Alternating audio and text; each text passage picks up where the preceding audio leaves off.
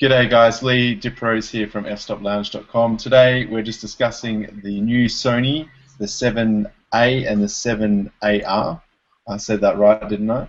I hope so. Oh no, the A7, I think it is. Yeah. Something like that. A7 anyway, and A7R. Not off a good start. Yes, that one. So today I'm just going to introduce you to our panel that we've got here. We'll start from the right and end up with my co-founder, Andre, on the left. So, first of all, we have Suzanne. Hello. Can you tell us what you're doing? I'm a Sony shooter. I shoot with the A99. I shoot commercial and stock, and I love it. Full frame. Thumbs up. Moving on. Awesome. And Paul. I'm Paul Pichugin, photographer from Australia. I shoot primarily travel, landscape, and commercial work, and I'm brand agnostic, and at the moment I'm shooting primarily Canon, but I have a Fuji. Excellent. And I happen to work for Fujifilm myself, based in Australia, but I do not just shoot Fujifilm even though I work for the same company. I shoot an array of cameras, anything that's given to me basically. So, and to the left of me is Josh. And I was shooting Canon and I'm going to be shooting Sony after this release here, so. Okay. And I'm Andy Gray over in the UK. I'm shooting Nikon at the minute until Leigh gives me some Fuji kit. Yeah, right. And Andre. Yeah, hi, I'm Andre Appel. I'm from Central Germany. I'm one of the founders of the F-Stop Lounge. And I shoot with everything I can lay my hands on, but I mainly use Canon gear.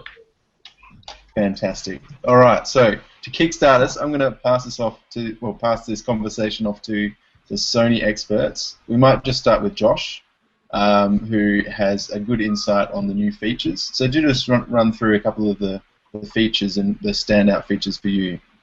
Okay, I guess the standout features are you have the Sony A7, which is 24 megapixels, has auto phase detection, autofocus, and you also have the A7R, which is 36 megapixels with no low-pass filter for those nice sharp photos, and both of them are roughly the size of an Olympus OMD EM5. Only about 10% bigger than the Sony NEX7, and about half the size of any other digital SLR full-frame body at the moment. Cool, cool. So those are the basics, I guess. Both have Wi-Fi. Both have NFC. Yeah, NFC. Both have the flip LCD screens on the back. Both have OLED viewfinders that show real-time your real-time exposures and depth of field and that kind of good stuff if you want it to. Yeah. Cool. And Suzanne, you've come from an A99. Well, you're still currently shooting that. Yep. You absolutely love it. Yep. Because we hear about your Sony reviews all the time.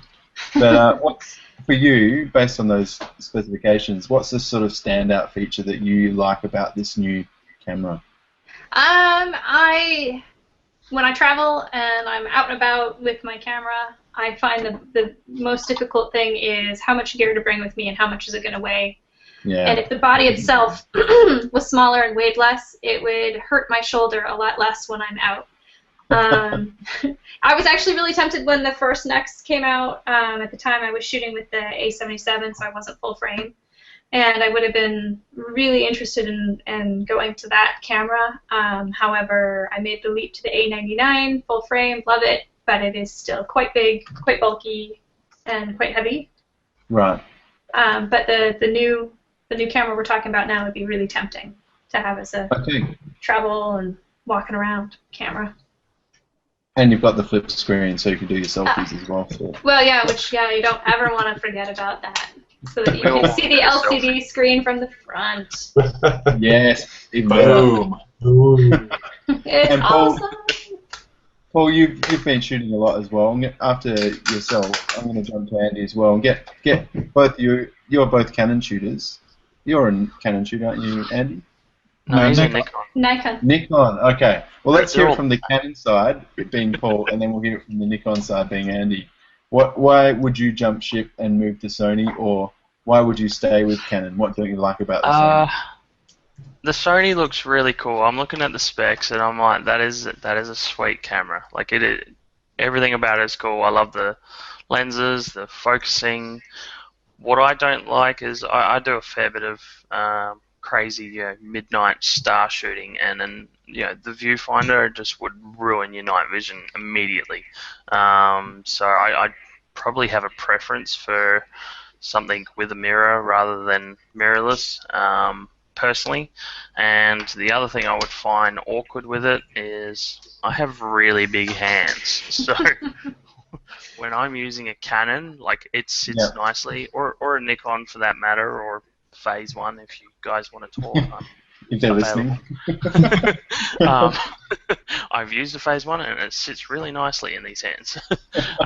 So I find it a bit awkward when I get to the smaller cameras. Like, I've used the Olympus OMD and it's a very cool piece of kit, but I just find it like, even, no offense, Leigh, with the Fuji, it's just, I'm all hands all over it, and I find them just not very conducive for using. I'm sure I'd get used to it.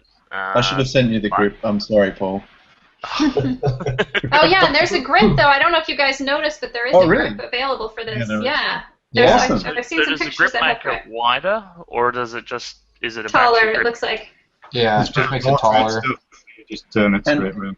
Does it also offer 2 batteries? Yes. Or 2 memory cards? Yeah, you can just a single SD card, but it does house, the battery grip does house 2 batteries for double the life. I know they said a single battery will take about 300 to 350 shots on a single charge. Wow. That's alright. That's not too bad. That's not bad. That's actually quite good. I mean, like, with the viewfinder being live, it's going to chew through your battery a lot quicker than digital. And the processor that's in this thing is 3 times the processor that is in any of their other Sony cameras, and it's pretty much the same battery, so it's pretty efficient. At 5 frames per second, it's pretty good for a full frame. Yeah. All right, let's hear from the Nikon side. Andy, what's your thoughts coming from a Nikon? Well, coming from from a full frame Nikon, I've got a D700. Certainly the 36 megapixel version of it, the A7R, obviously is starting to rival the D800, which I would love to upgrade to, or whatever's coming after the D800 by the time I've saved up some pennies. So that side of things tempting is that it's gone up to full frame, it's got big megapixels. It's just a slight worry on the auto focusing is that it's just not as quick as what the traditional DSLRs are. I know there's more computerized bits inside. Well, that's one of the deciding factors for me on the A7 itself. It has the phase detection, which makes it pretty much as fast as a digital SLR. That's where the A7R doesn't have it. Startup time, though. I was just reading up on the A7R due to that's kind of a more bigger thing than what I was looking for. But and same with Paul, I've got no issue on how heavy DSLRs are or how big they are, and looking the trend seems to be downwards on size of cameras. I like to know where my cameras are. So if they're digging into the world, I've got like when I'm out and about carrying my gear around, if all of a sudden my bag's very light, somebody's nicked it. I know when my gear is in my bag. But these Fair enough. you can get to the point of put them in your pockets, maybe with the compact. Yeah, probably one of my concerns too. And like I said, with the size, like the weight is not a concern. I carry around 2 or 3 bodies and 4, maybe 5 lenses and other bits of kit. So I'm carrying around 12 to 15 kilos in a backpack. Doesn't bother me. I travelled through Cambodia and Thailand and Singapore with it, not a problem. It was fine. So. Cool. All right, well, I'm going to have to wrap things up because Josh is going to have to leave. But before we go, I'm just going to quickly get a quick run round through everyone and just ask them if they can rate the camera based on the specs out of 10 and list their main feature that they love about it. So I'll start off. I'll probably rate it about 9 out of 10 myself, based on the specs. I've seen a lot of cameras in my time. Probably the standout feature for me on the A7R would be the removal of the low-pass filter.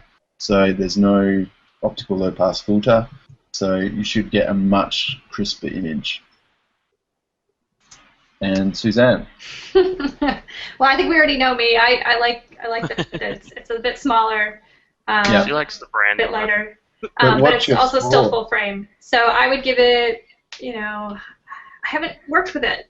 I would, if I could actually hold it in my hand and shoot with it, I could tell you. Specs. I know. So in theory, it's a 9. If this is my 10. Okay. And Paul, your thoughts? I'm going to go with a 7 or an 8. Until I use it, I won't go any higher. Right. Okay. My concerns are, obviously size, but what I love about it, full HD, uncompressed HDMI output, that would be brilliant for doing video work in particular. I'm not, until I use one, I'm not going to be comfortable saying yes or no, would I get one? No, I want to try one first, so we'll see how we go. Okay. And Josh? I would probably go pretty much a 9. It's definitely better than what I had before. Obviously, I was shooting crop censored Canon before, so it's definitely full frame. That's a big deal for me, going full frame. So I'd have to say that's my #1 key thing there. I love the connectivity, the Wi-Fi and stuff, and yeah, I'm buying one. That's for sure. I can tell you. Cool. It's just a matter of I just got to figure out what I want, which one, the A7 or the A7 IX. So. We'll have to do a follow-up hangout once you've got it, and we'll get your score and see if it is. That sounds good. That sounds good. And Andy? I'm like Paul, but probably a 7 or 8. I'm stuck in DSLR mode at the moment until Fuji send me some gear. Keep plugging. You're going to have to really bend my arm to even go down the mirrorless route. Yeah, right. Okay. Noted. All right, and Andre, lastly. Yeah, I go for a 7. It quite packs a punch in that small package with full frame and weather sealing and stuff. But I want to see it tracking a moving object in low light. I really want to see if it can keep up with the Canon gear, with the top Canon gear. And actually those 350 shots per battery, that's the estimation of the manufacturer. So that will not, you will not hit that number. So make that 250 or something, and that's nothing. I can get so many shots out of my DSLR. I can shoot the whole day with my battery grip, and I can rely on that. And I don't want to have to change batteries all the time, or not being able to rely on getting the shot, because that EVF or the LCD, they will drown the battery all the time, and you cannot. I love optical viewfinders, and you don't have the choice. Yeah. Okay. Well, that's cool. Thanks very much for joining, guys. I really, really appreciate it. I'm looking down at my screen, seeing all of you. So, thanks for your time and also your thoughts. And make sure you go and check out. We'll have a review posted soon on F-Stop Lounge on the what is it? I'm still getting my head around it. The A7 or the A7R. Probably a user review from somewhere around the world. So stay tuned and be sure to check out these guys on social media as well. And I hope you took a photo then, Suzanne. I had the lens cap on so you could see my logo. Typical Sony user.